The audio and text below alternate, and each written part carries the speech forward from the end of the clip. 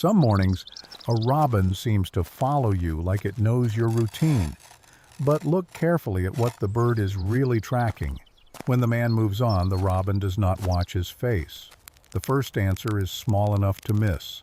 The glove, the trowel, and the turned earth become the field notes. In an old yard, patterns are often quieter than stories. The robin is not equally interested in every inch of ground. From robin height, the garden is a landscape of edges. A robin's path often has a reason, even when it looks personal. Watch the head tilt. That is where the clue begins. Garden work changes what a robin can reach. A close robin is still a wild robin. Sometimes the most important movement is the pause. Give the yard a little room, and the pattern changes. It returns to the mark, not to the man. Robins are built to read the ground. Other birds may pass through, but the robin studies the ground. The gardener is not calling the robin, he is changing the ground. Pulled weed leaves a doorway into the soil. It waits until the tool is still. Even with food nearby, the robin keeps one eye on danger. The robin's patience is part of the method. When the yard settles, the robin tries again. The reward is usually small, quick, and practical. The gardener may feel noticed, but the robin is working. Damp soil tells a different story than dry crust. The bird often checks the softened edge first. A wren may work the brush pile, while the robin works the open earth. The tools mark the places where the ground has changed. The route is not random.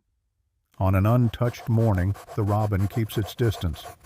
Then the old routine begins again. One scrape changes the robin's attention. The fresh edge is darker, softer, and alive with possibility. Now the bird has a reason to come down. It does not cross the yard carelessly. The path bends where safety bends.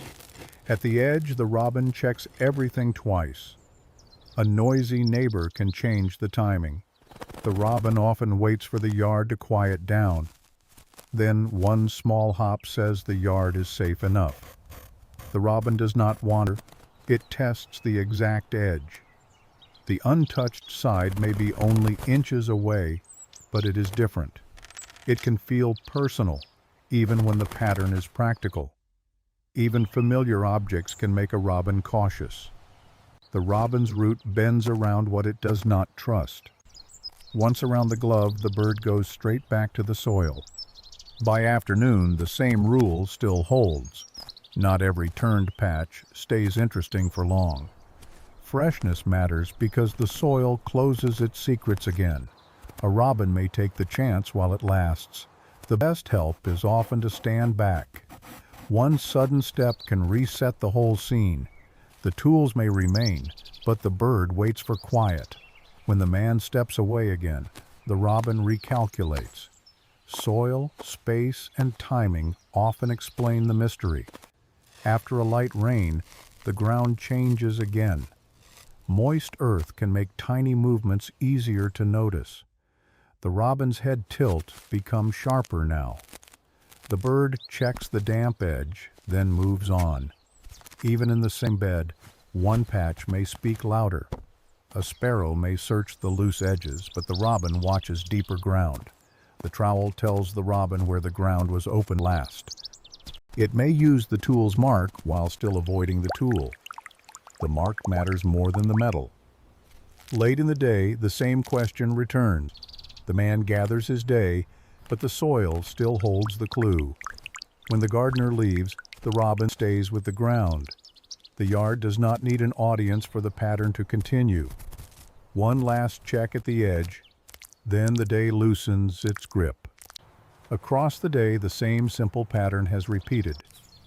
The next morning, the robin is not waiting for a greeting. The gardener arrives, and the bird watches the ground before the man. The answer begins again with the first scrape. The bird waits for the hand to leave the opening. When the space opens, the robin comes down. The robin pauses as if reading the page of soil. Under the lifted edge, the garden is briefly open. That tiny opening is enough. When a patch gives little more, the robin moves on. From the bird's view, each patch is a small decision. With the man still and the route clear, the robin crosses. It arrives where the soil is newest. Behind it, the older marks already look quieter. A gardener leaves a trail the robin can read. Around the garden, other lives follow other clues. A small sound can pause the search. If nothing changes, the robin goes back to the ground. Loose roots can tell a robin where to look next. It checks where the roots were loosened, not where the ground is neat. A mourning dove may pass quietly, but the robin keeps testing the soil. The hand can work the garden without becoming part of the bird's meal. The fresh hole is the invitation, not the hand. Only after the hand leaves does the robin enter. A fresh root hole can be worth one careful look. Even after a reward, it does not come to the gardener. The closer we look, the more distance matters. And then, the next quiet morning, the clue returns. Now, the same scene means something different. The porch is empty, but the robin still comes. The truth was never high in the air. It was here, in the soil. One small probe, one small reward, and the pattern is complete. And when the opportunity passes, the robin moves on. The glove and trowel remain, holding the morning's record. A backyard can feel familiar and still remain wild. If you notice this tomorrow, look first at the ground. The robin follows the opening, the moisture, and the moment. The old glove, the small trowel, and the soil tell the story plainly. Tomorrow, you may see the same quiet clue in your own garden. Have you ever had a robin appear after you turned the soil? Tell us what you noticed.